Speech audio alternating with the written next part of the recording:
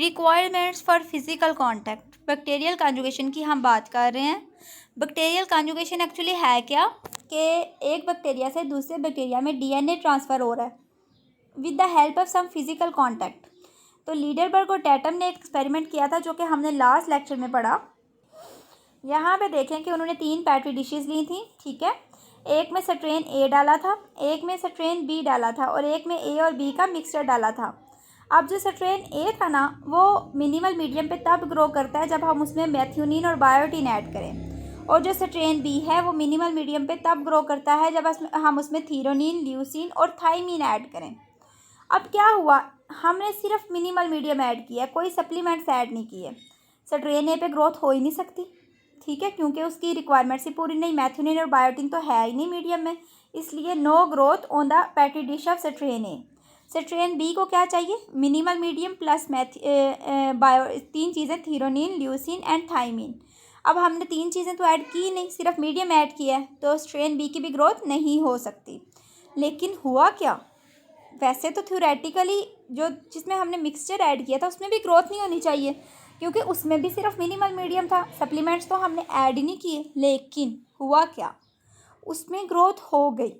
ये जो सेकंड है ना हमारे पास, इसमें ग्रोथ हो गई। तो लीडरबर्ग और टैटम ने कहा कि जीन्स जो हैं उन्होंने आपस में एक्सचेंज कर लिया, रिकम्बिनेशंस बन गए हैं, जिसकी वजह से ग्रोथ हुई है। तो क्या वाकया ही ऐसे है? आज की इस वीडियो में हम ये देखेंगे कि फिजिकल कांटेक्ट के लिए रिक्वायरमेंट्स क्या हैं, जीन्स का रिकम्बिनेशन ज़रूरी है या कुछ और।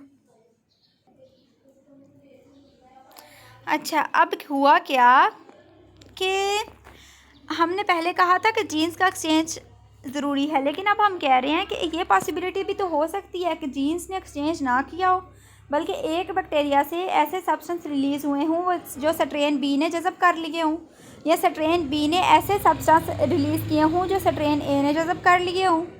ऐसा भी तो हो सकता है ना। इस चीज़ को स्टडी किया बर्नार्ड डेविस ने, ये एक साइंटिस्ट था। इसने क्या किया कि इसने ना एक यू शेप ट्यूब ली, ये यू शेप ट्यूब है, उसको दरमियान से उसने सेपरेट कर दिया एक फ़ाइन फ़िल्टर पेपर से। अब वो फ़िल्टर पेपर ऐसा था कि उसके पोर से ना बैक्टीरिया नहीं गुजर सकते थे, लेकिन लिक्विड गुजर सकता था। अच्छा, अब उसने किया क्या, उसने जो ए आर्म थी ना ट्यूब की, ये 2 आर्म्स है ना ट्यूब की, एक ए है एक बी है। ए आर्म में उसने स्ट्रेन ए डाल दिया, बी में उसने स्ट्रेन बी डाल दिया और उनको इंक्यूबेट कर दिया। इंक्यूबेशन होती है किसी ओवन वगैरह में रख देना एक स्पेसिफिक टेम्परेचर पे।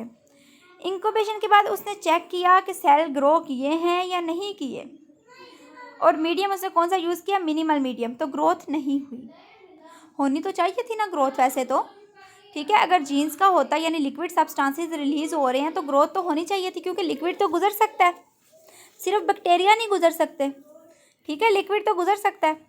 तो लेकिन इंक्यूबेशन के बाद ग्रोथ तो हुई नहीं। तो इससे हमें क्या पता चलता है कि सब्सटेंसेस रिलीज़ वाला कोई सीन नहीं होता, फिजिकल कांटेक्ट जो है वो नेसेसरी है। तभी कॉन्जुगेशन होगी, तभी एक स्ट्रेन से दूसरे स्ट्रेन में जो डीएनए है वो ट्रांसफ़र होगा, अदरवाइज़ लिक्विड जो है उसका एक्सचेंज होने से कोई फ़र्क नहीं पड़ता। तो ये एक्सपेरिमेंट किसका था, बर्नार्ड डेविस का था।